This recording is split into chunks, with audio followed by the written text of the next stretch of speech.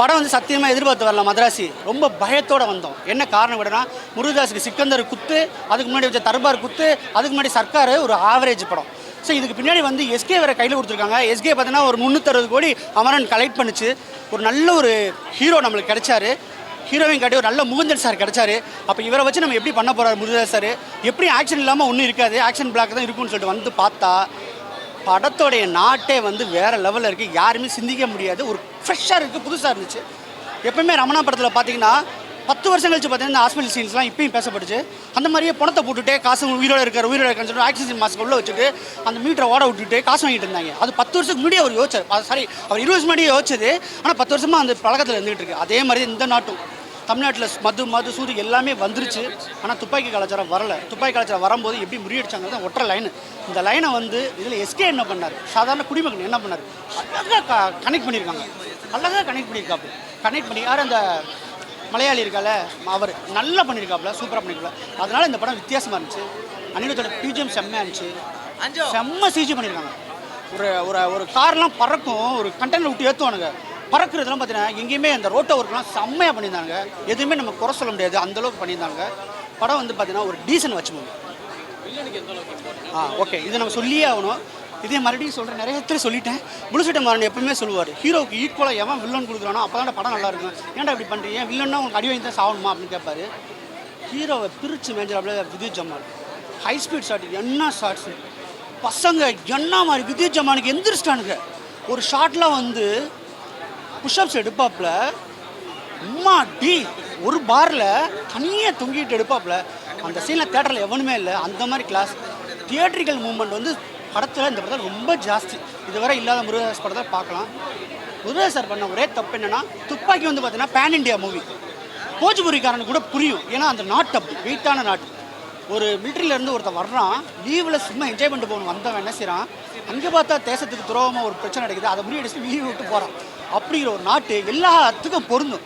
அதில் வந்து வித்யுத் ஜமானை காலி பண்ணாமல் ஏதோ ஒன்று பண்ணியிருந்தாங்கன்னா இந்த படத்துக்கு மதராசிக்கு தூக்கி போட்டு துப்பாக்கி 2 வச்சுருந்துருக்கான்.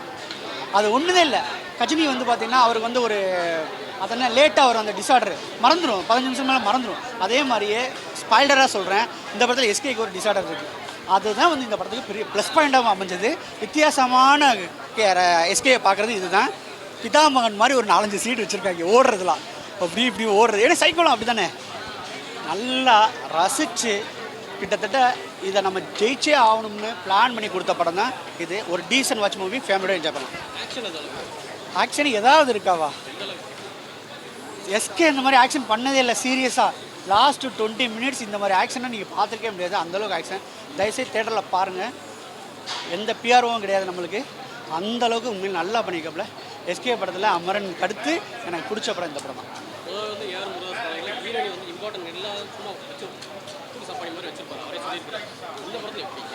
இந்த படத்தில் கோர் நாட்டு அவர்கிட்ட ஸ்டார்ட் ஆகுது. என்ஐஏக்கும் ருக்மணி வசந்துக்கு என்ன சம்மந்தங்கிறத கரெக்டாக டச் பண்ணி எடுத்துருப்பாங்க. அவ்வளோ பொருத்தமாக இருந்துச்சு. ரொம்ப நல்ல நாட்டு.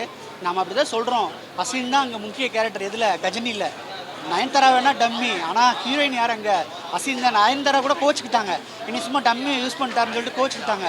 அந்த மாதிரி இல்லை, நீங்கள் சொல்கிற மாதிரி துப்பாக்கியில் காஜல் அகர்வால் டம்மி பீஸ் தான். அது அந்த டம்மி பீஸ் தான் ஆரம்பத்தில் வந்து முடி இழுக்கும், அப்படி சண்டை போடும் அப்படின்னு பேசுவோம். இதில் வந்து பார்த்தீங்கன்னா ருக்மிணி வசந்த் ரொம்ப இம்பார்ட்டன்ட் கேரக்டர், நல்லா பண்ணியிருக்காங்க. சத்தியமாக சொல்கிறேன், கம்பேக் அவருக்கு தைரியமாக இருப்பார் தலைவர். நல்லா இருக்குது சார். நீங்கள் வந்து நீங்கள் எதிர்பார்க்குற பயம் எதுவுமே விட்டுருங்க. முருகதாஸ் சாருக்கு ஒரு ரெக்வஸ்ட்டு, நீங்கள் வந்து பார்த்தீங்கன்னா 2K கிட்ஸோட பல்ஸை பிடிச்சிங்கன்னு நினைக்கிறேன். நெல்சன் மாதிரி, லோகேஷ் கனகராஜ் மாதிரி. அது வந்து எங்களுக்கு ஒரு ஹாப்பி. ஏன்னா 2 பேரும் படுத்துட்டு 2 பேரும் படமாக நம்ம பார்த்துக்கிட்டு இருந்தால் சரியாக வராது இல்லையா. அடுத்தடுத்து படம் பார்க்கணும். ரொம்ப நல்லா இருக்குது. எமோஷன் கூட சில சீன்ஸ்லாம் கனெக்ட் ஆகுது. ஏன்னா ஒரு ஒட்டுமொத்த குடும்பமே வந்து ஃபயரில் செத்துருவாங்க, எஸ்கே குடும்பம். அதெல்லாம் நம்மளுக்கு வேதனையாக இருக்குது. எஸ்கேயோட பெர்ஃபார்மன்ஸ் 2 மணி நேரம்லாம் 2 நிமிஷம்லாம் அப்படி ஃபுல்லாக அடிச்சலாம். சில சீன்ஸ்லாம் வச்சுருக்காப்புல, அதெல்லாம் ரொம்ப ஹாப்பியாக இருந்துச்சு. எஸ்கேனால வந்து சின்ன தளபதி ஆக முடியுங்கிறத நிரூபிச்சிட்டாப்புல. உண்மையிலே நல்லா இருக்குது. பிஜிஎம் வந்து ரொம்ப நல்லா இருக்குது. அனிருத் அவர் சொன்னார், எனக்கும் ஒரு வேளை ஃப்ளாப் கிடைக்கலாம், எனக்கு ஒரு தடவை வந்து பார்த்திங்கன்னா ஃபீல்ட் அவுட் ஆகலாம், ஆனால் எஸ்கே ஜெயிச்சார்னா நான் ஜெயிச்சது மாதிரின்னு சொல்கிறாப்புல இல்லை. ஸோ அது வந்து ஒர்க் அவுட் ஆயிடுச்சு. படம் உண்மையிலே ட்ரெய்லர் பார்த்தோன்னே ஒரு கமர்ஷியல் மூவியாக தான் இருக்கும் எப்பயும் போல், எஸ்கே சார்னாலே அப்படிங்கிற மாதிரி நினச்சி வந்தேன். ஆனால் டோட்டலாக வேறு லெவலில் இருந்தது. செம்ம ஃபீலு. இன்டர்வெல் பிளாக்லேயே நாங்கள் ஆஃப் ஆகிட்டோம். படம் நல்லா தாண்டா இருக்கும் போங்கடா அப்படிங்கிற மாதிரி ஒரு முடிவுக்கு வருவாங்களே, அந்த மாதிரி ஒரு முடிவுக்கு வந்துட்டோம். ஏன்னா அந்த அளவுக்கு சூப்பராக இருந்தது. ஒரே ஒரு கதை, அந்த ஒரு சின்ன சமுதாய பிரச்சனை, ஒரே ஒரு பிரச்சனை தான். ஆக்சுவலி இது சமுதாயம் கலந்த ஒரு ப்ராப்ளத்தை தான் கொண்டு வந்திருப்பாங்க. அதை சுற்றி நடக்கக்கூடிய விஷயங்களாக இருக்கட்டும், அந்த இன்டர்வல் பிளாக்ல அவர் கொடுத்த டைலாக்காக இருக்கட்டும், வேறு லெவலில் இருந்தது. செகண்ட் ஹாஃப்லாம் ஃபுல் ஆக்ஷன்ஸு. எனக்குலாம் ஒரு செகண்ட்லலாம் தோணுச்சு, நம்ம எஸ்கேவா லாலிபப் உனக்கும் பிடிக்குமான்னு கேட்ட எஸ்கேவா இது அப்படிங்கிற மாதிரி ஒரு ஃபீல் இருக்கும்ல, அந்த ஒரு ஃபீல் இருந்தது. இந்த படத்தோட பெரிய ப்ளஸ் யார் அப்படின்னு சொல்லணும்னா, நம்ம எஸ்கே சார் எந்த அளவுக்கு ரசிக்கிறோமோ அப்படியே பார்த்தீங்கன்னா வில்லனை எனக்குலாம் போய் ஸ்க்ரீன் பக்கத்தில் உட்காந்துக்கலாமா அப்படிங்கிற மாதிரி தோணுச்சு. அப்படி ஒரு ஸ்டைலு, வித்தியாசமான ஒரு ஸ்டைலிஷாக, வித்தியாசமாக அவர் ஹீரோவா வில்லனான்னு கேட்குற அளவுக்கு அவரோட ஆக்ஷன்ஸை ரசித்தோம். அந்த அளவுக்கு சூப்பராக இருந்தது. எனக்கு இந்த படத்தில் அவரோட ஃபுல் ஆக்ஷன் சீன்ஸ் பார்க்கலாம், அதை தாண்டி ஒரு சமுதாய கருத்தையும் சேர்த்து இந்த படத்தில் பார்க்கலாம். செம்மையாக இருந்த மாதிரி ஒரு ஃபீல் இருந்தது.